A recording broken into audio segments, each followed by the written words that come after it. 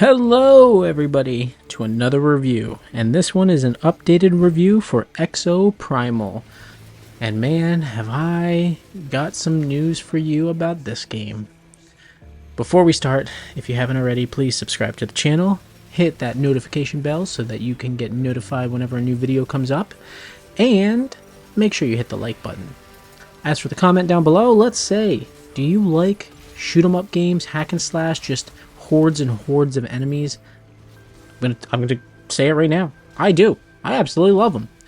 And Exoprimal exceeds at that, and I was very shocked. I did not expect this. I'm gonna say that up front right now. I did not expect it. I really thought after my first review that I was gonna really start to not hate the game, but get bored quickly. It did not do that. I mean, it didn't do it, and I'm very happy for that because it is a very fun game. Okay, so let's start the actual review. So Exoprimal, as I said in my first review, graphics, audio, all of it is fantastic. It is great. Each character, which is the exosuits, are very unique, they're very diverse, and they let you play in different styles. The battles are epic. They feel huge. Some of them, like you see here, you're just fighting the hordes and hordes of enemies. Now, I do have to admit, they do need to work on some updates because there is some hiccups on their servers that here it happens twice, it kind of locks up. And it is kind of annoying when you're trying to fight so much, especially with this character, Masamune, I think is how you pronounce it. Masume? I messed it up last time, but he is my all-time favorite exosuit. He is kind of the tank, as I said, and he plays defensive, offensive, but let's just be honest, he's pretty much 99% offensive. He's just pretty incredible at that. But that's a different story. Overall, as you saw, there were some hiccups there, and it gets a little annoying because it's been happening more and more whenever even small hordes are coming. So I hope they fix upon that. There has been some updates. We just recently got a new update that we'll talk about at the end, but it adds a new game mode, which again, this is part of the reason why I'm very excited about the game. It is already, what, 14 days into a release, and they already added a new game mode, which it was needed because, again, you don't want things to get stale, but it's been doing wonderful. I've just been having a lot of fun with it. So, one of the things I wanted to talk about that I thought was really cool about the game is coming soon are the new exosuits. So, I'm just going to talk briefly about each one because I want you to see that more and more suits are coming. These are just varieties of the already available suits now. They're just a new variant of them. So for Deadeye, he now will have a burst fire. For Zypher, he's going to have an energy chakram.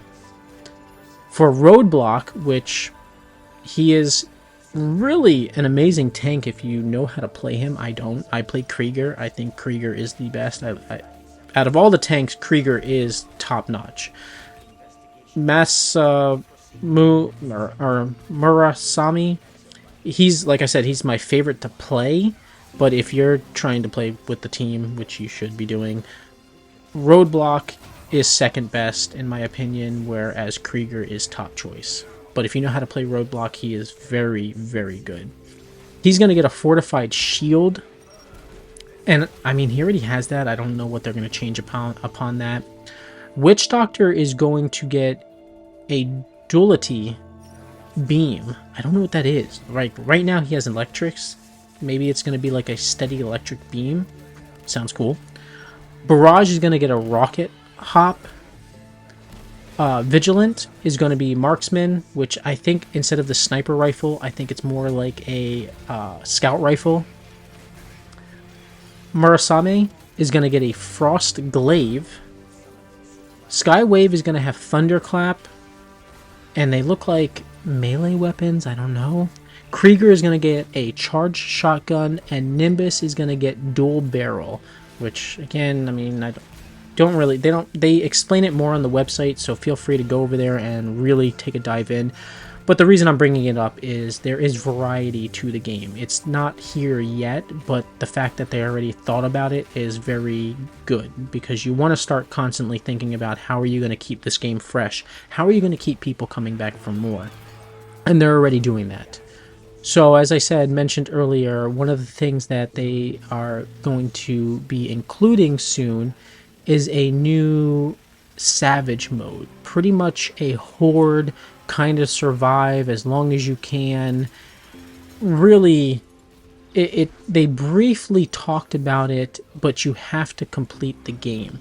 And that's the tricky part. I didn't know anything about this mode until I, again, essentially completed the game. So that is the other neat thing about the game. The story, at first I thought it was going to be very boring, but it actually was not badly done. It goes based off of how many missions you play. So the longer you keep playing more and more missions, the more of the story progresses. It's not a long story, I'm going to tell you that right now.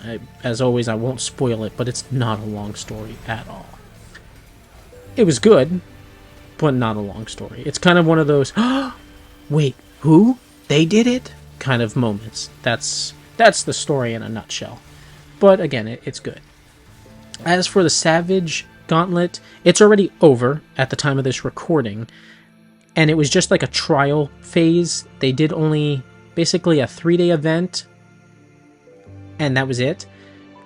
Like I said, it was just kind of very hardcore, hard mode, last as long as you can, with players, and it was a competition to see who can get the highest rank. You got an award, but the award was just a little emblem that you could show off to people. That's really it.